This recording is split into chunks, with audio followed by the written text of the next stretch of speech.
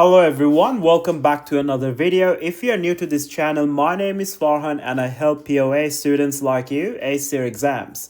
Today we have got a practice question which requires you to prepare the ledger accounts for insurance expense and advertising expense. We will also prepare two income accounts, which are the accounts of commission income and rental income. You can see the question on the left hand side of your screen, and on the right hand side we have all the workings which I'll go through and explain to you step by step. What I need you to do now is focus and follow through for an excellent understanding. With that being said, let's begin. On the 1st of February 2017, the extract from the books of Tershini showed the prepaid advertising expense, the accrued insurance expense, and the rental income not yet received. Now, what do we understand by prepaid advertising expense? Prepaid advertising expense refers to an expense which has been paid for in advance. Therefore, this falls within the criteria or definition of a current asset. Then we have accrued insurance expense, which refers to expenses that the business has incurred but has not yet paid for that expense using cash or bank funds. Therefore, this is an obligation to the business and falls within the category or definition of a current liability. Lastly, in this table, we have the rental income not yet received. The rental income from the perspective of the business is an economic benefit. Therefore, we can classify it as a current asset. During the year, the cash book, mainly the bank column in the cash book, showed the payments made for advertising expense of $31,200 and the amount received for rental income of $18,460. We are also given some extra information, and the requirement is to prepare the ledger accounts for the year ended 31 January 2018 for advertising, insurance, commission income, and rental income. Now let's look into the workings which we have got on the right hand side. So we are starting with the ledger account for advertising expense, and this is prepared using the usual 5-column format that we are used to, with the date being in the first column, followed by the details in the second column. Then we have debit and credit entries in the third and fourth column, and lastly we have the net balance. So starting with the opening balance, which we have been given on the 1st of February 2017, you can see we are given prepaid advertising expense of $450. So when we say it is a prepaid advertising expense, we clearly understand that this is a current asset, right? And all assets by default must have an opening balance on the debit side. This also means when assets increase, we always debit them. So on the 1st of February 2017, the opening balance, which is balance BD or balance brought down, is $450 debit, which reflects the fact that we have a current asset, that is the prepaid advertising expense, carried forward from the previous financial year ending 31 January 2016. Next, we have got other transactions which we have to pick from the other information that are given to us.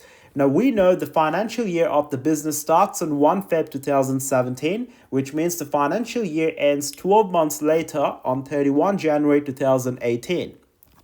So in the second table that's given to us, we understand that the business has made a payment for advertising expense of $31,200.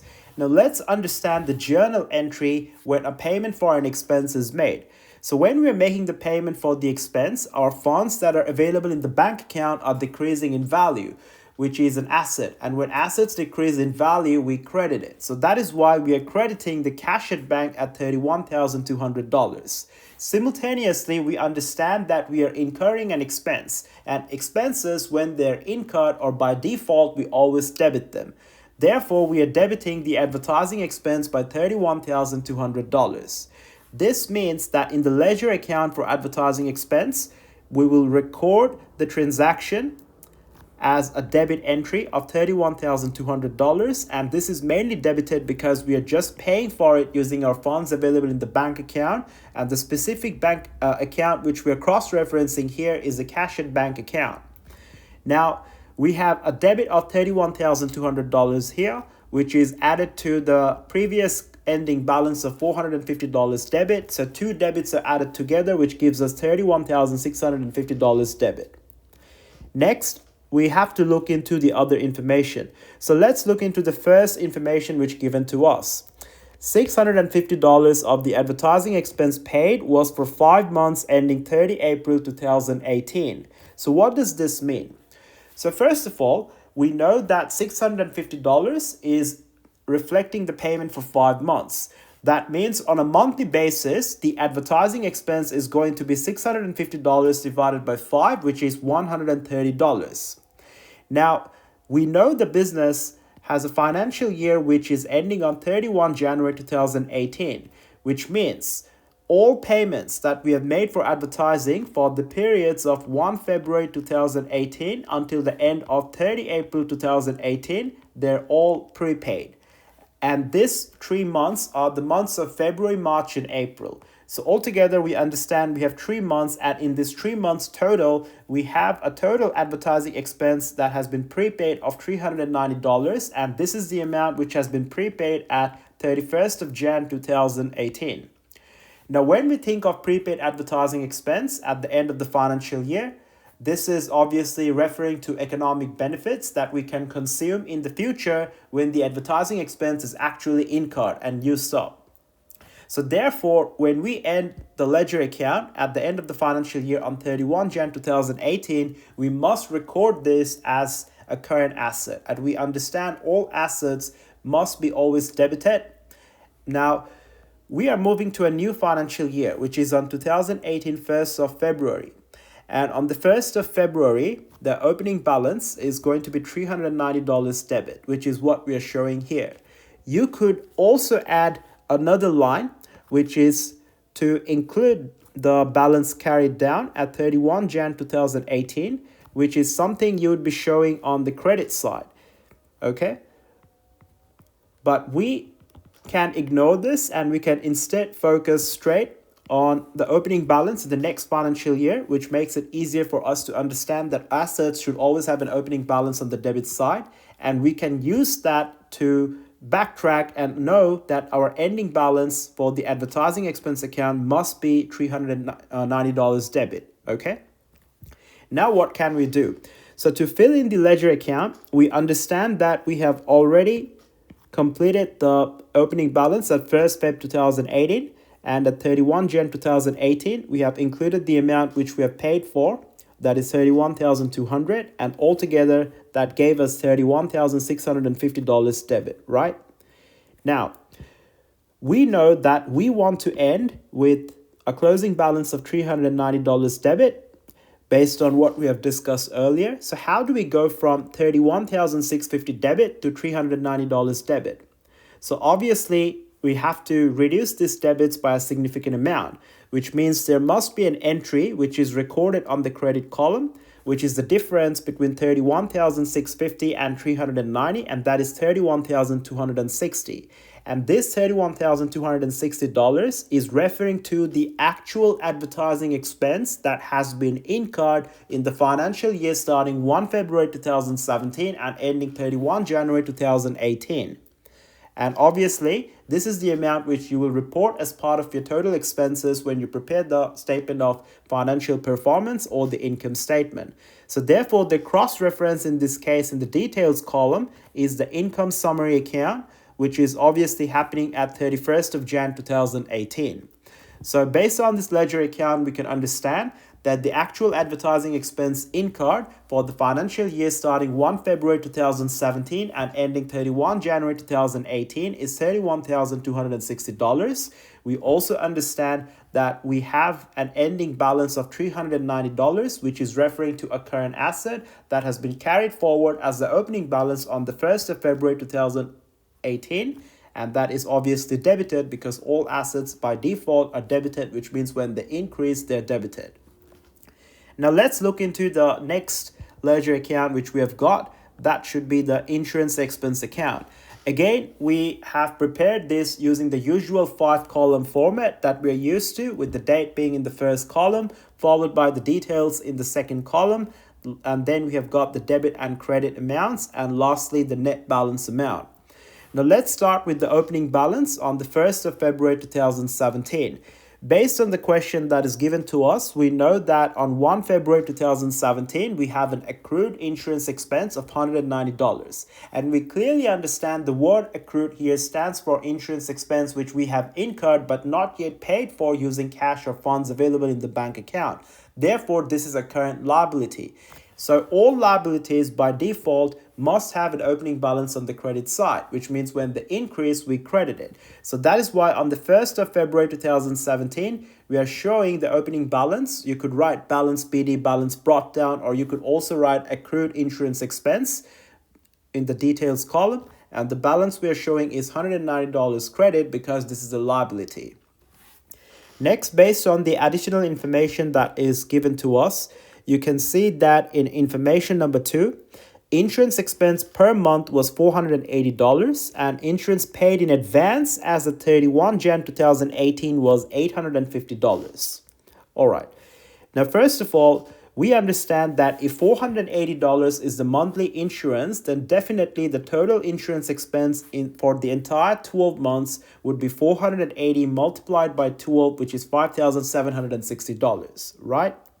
Now, this insurance expense, which the question clearly mentions that is the actual expense incurred on a monthly basis and on an annual basis, which is 5,760, we can confidently say that this is the amount which we will prepare in our income statement as part of the total expenses section. So what we are doing here at 31 Jan 2018 is showing that amount of 5,760. But why is it shown on the credit column? And the relevant cross-reference is the income summary account. Now, we understand all expenses by default are debited, but expense accounts are also temporary in nature, which means we must perform closing entries at the end of the financial year. How are closing entries performed for expenses? So expenses, as we understand, are always debited when they increase, which means when we are performing closing entries, we have to do the opposite of debit. Therefore, we would be crediting the insurance expense and we would be transferring this amount to the income statement, which in this case is the account of income summary. So that is why insurance expense of $5,760 is recorded on the credit column. Now, this $5,760 on the credit column is added to the opening balance of $190 credit, which gives us a total of $5,950 credit as the net balance after this transaction. Now, we also want to understand the second line, which is given in this information, which talks about the insurance paid in advance on 31 January 2018 to be $850. So if insurance that has been paid in advance at 31 Jan 2018, that would be carried forward as the opening balance on the 1st of February 2018, right? And we clearly understand that this insurance has been prepaid, which means this is a current asset. And all assets must have an opening balance recorded on the debit side. Therefore, on the 1st of February 2018, we are showing prepaid insurance expense of $850 debit. This also means that for the previous financial year ending 31 Jan 2018, we must have an ending balance of $850 debit to reflect that excess that still remains in the books. Now, how do we arrive from $5,950 credit to $850 debit? Obviously, you can see there is a mismatch in terms of credits and debits. So to enter into a final amount of $850 debit, we first need to make sure the entire amount of $5,950 credit is offset and then a surplus is added, which eventually gives us a total amount of $850 debit. So that means this could only refer to the fact that we have paid for insurance expense during the financial year. And what do we do in this case is we add 5,950 with 850, which is 6,800 that we record on the debit column. That means the relevant cross-reference, which should be in the details column, is the cash at bank account. This clearly means that during the financial year ended 31 Jan 2018, the business has paid $6,800 for insurance expense using its funds available in the bank account. Okay? All right. Now let's move to the commission income. Now again, this is done using the usual 5-column format. So we are going to go straight to the point.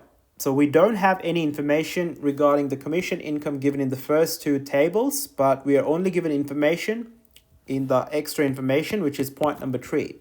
Point number 3 mentions that annual commission income was $4,800 and commission income of $1,200 was not received as at 31 Jan 2018. All right. So if the annual commission income was $4,800, this is what we will report in our income statement or our statement of financial performance as part of the other income, which is the commission income of $4,800 that the business has earned. Now we understand all income accounts by default are credited, which means when they increase, we credit it, just in contrary to expenses, which we always debit when they increase. Now, at the financial year ending 31 Jan 2018, we have to prepare first the transaction for the closing entry. Now, when income accounts are closed or when revenue accounts are closed, how do we perform the closing entries? So don't think this is part of the ledger account. We're just doing some rough work here. Now, when we close income accounts, we have to debit the income accounts, all right, and we credit the income summary. Because again, income and revenue accounts are temporary in nature, which is what's happening. And therefore, we just simply show that commission income is debited by $4,800, and that is income summary as the relevant cross-reference. This means the net balance we end up with is $4,800 debit for the first transaction that we have recorded. Then we do not know the amount for cash at bank, which we had to derive ourselves, but we do know that at the end of the financial year, we had a current asset, which is income that we haven't received yet. Obviously, this is an asset because we expect some economic benefits. So what we are doing here is transfer this as the opening balance in the next financial year starting 1 Feb 2018. And because it is an asset, it must be shown on as debit. So we are showing $1,200 debit as the opening balance.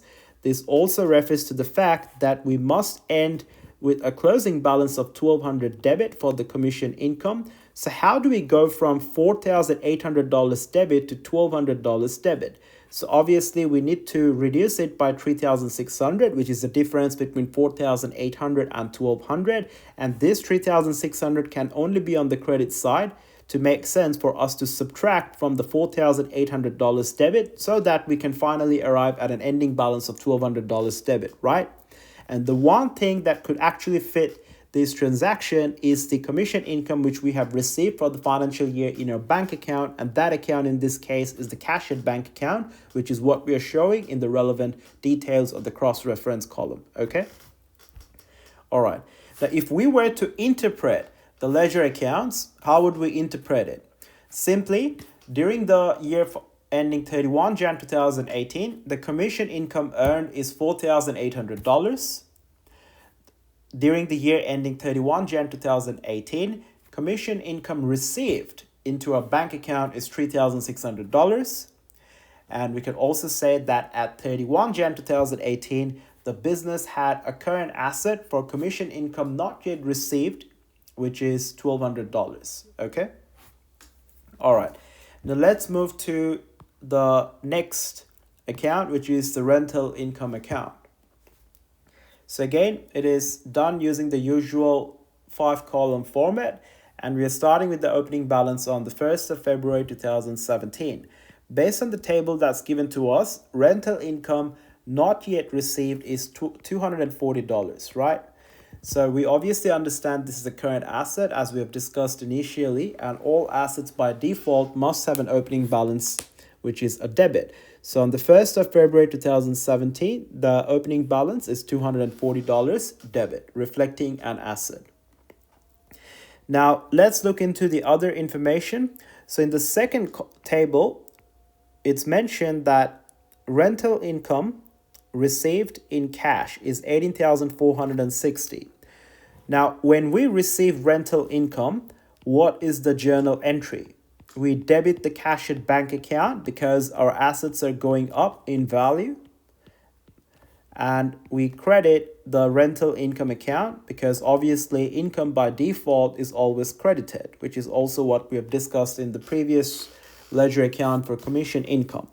So we can clearly see that the rental income account is being credited. So at 31 Jan 2018, you will see that we are crediting the rental income account by $18,460 with the relevant cross-reference being the cash at bank account mentioned in the details column. So 18,460 credit is different to $240 debit. So what we have to do now is subtract. So the difference between 18,460 and 240 is 18,220, and the net balance is a credit, obviously because we have a higher credit amount compared to the debits, right? All right. Now, what about the $520 rental income mentioned in the additional information number 4? $520 of rental income was received in advance as of 31 January 2018.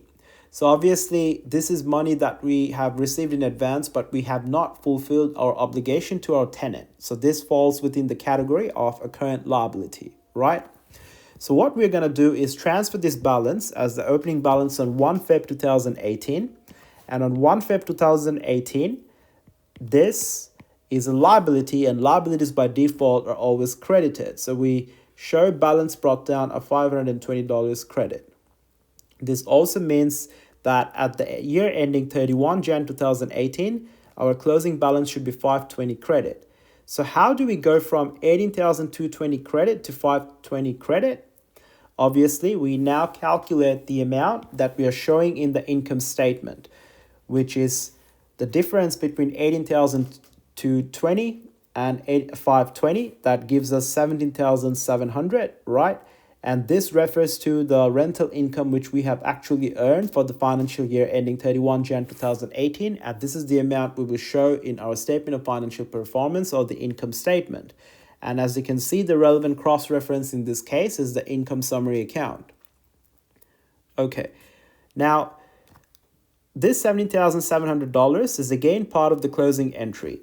And the reason it's included on the debit side is because we understand when income accounts, which are temporary accounts in nature, are closed, we have to debit the income account and credit the income summary account. So that is why we are recording $70,700 on the debit column of the income account, with the relevant cross-reference being the income summary account.